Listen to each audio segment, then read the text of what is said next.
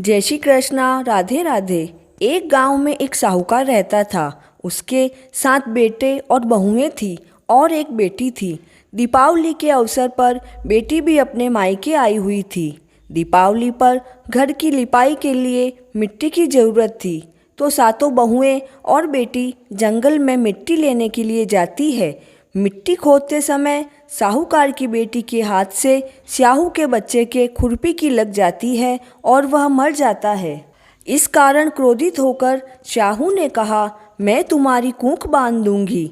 ऐसा सुनकर साहूकार की बेटी ने अपनी सातों भाभियों से कहा कि मेरे बदले आप कूख बंधवा लो। तो 6 भाभियों ने तो मना कर दिया, परंतु छोटी भाभी ने हाँ भर ली और ननद की जगह अपनी कूख बंधवा ली। किंतु अब उसके बच्चे होते और वे 7वें दिन मर जाते। एक दिन उसने पंडितों को बुलाकर पूछा कि यह कौन सा दोष है कि मेरे बच्चे होते ही मर जाते हैं। पंडितों ने कहा कि तुम सुरही गाय की सेवा किया करो। तब बहू सुरही गाय की सेवा में लग गई। सुरही गाय सेवा से बहुत प्रसन्न हो जाती है और छोटी बहू से पूछती है कि तू किस कारण से मेरी इतनी सेवा करती है, वह तू मुझसे क्या चाहती है। तब साहूकार की बहू कहने लगी, स्याहू माता आपकी सहेली है। स्याहू माता ने मेरी कोख बांध दी है, जिससे मेरे बच्चे होते ही मर जाते हैं, वे जीवित नहीं रहते हैं। अगर आप मेरी कोख स्याहू माता से खुलवा दोगी तो मैं आपका उपकार मानूंगी। गऊ माता ने उसकी बात मान ली और गऊ माता 7 समंदर पार अपनी सहेली के पास बहू को ले जाने लगी। चलते चलते धूप के कारण दोनों थक गई, तो वे दोनों एक पेड़ के नीचे बैठ गई। थोड़ी देर में एक सांप आया। उसी पेड़ पर गरुड़नी पंखनी के बच्चे थे, जिसको वह सांप डसने लगा। साहूकार की बहू ने सांप को देख लिया और सांप को मारकर ढाल के नीचे रख दिया। वहाँ पर खून ही खून हो गया। गरुड़नी पंखनी वहाँ आई और खून देखकर साहूकार की बहू के चोंच की मारने लगी। तब साहूकार की बहू कहने लगी, मैंने तेरे बच्चों को नहीं मारा है, इस सांप को मारकर मैंने तेरे बच्चों को बचाया है। तब गरुड़नी पंखनी बोली कि तूने मेरे बच्चों को बचाया है, सो तू कुछ मांग। तब साहूकार की बहू ने कहा कि 7 समंदर पार स्याहू माता रहती है, हमें उनके पास पहुंचा दो। तब गरुड़नी पंखनी ने उन दोनों को अपनी पीठ पर बिठाकर स्याहू माता के पास पहुंचा दिया।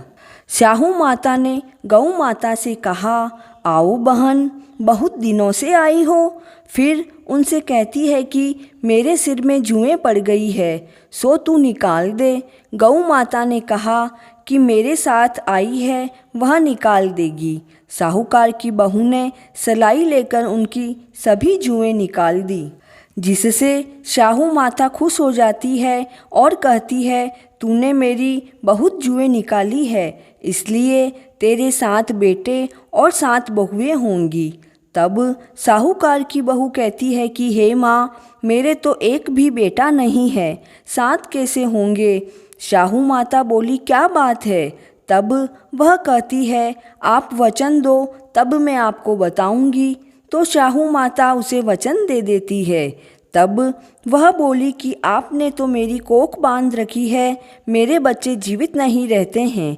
यह सुनकर स्याहू माता बोली, तूने तो मुझे ठग लिया बेटी, मैं पहले तेरी कोख नहीं खोलने वाली थी, पर अब मुझे तेरी कोख खोलनी ही पड़ेगी। जा, तेरे 7 बेटे और 7 बहुएं होंगी। तू घर जाकर अष्टमी की पूजा करना और उसका उद्यापन करना।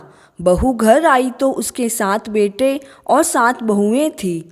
अब अष्टमी के दिन 7 अहोई बनाकर पूजा करी, उद्यापन किया।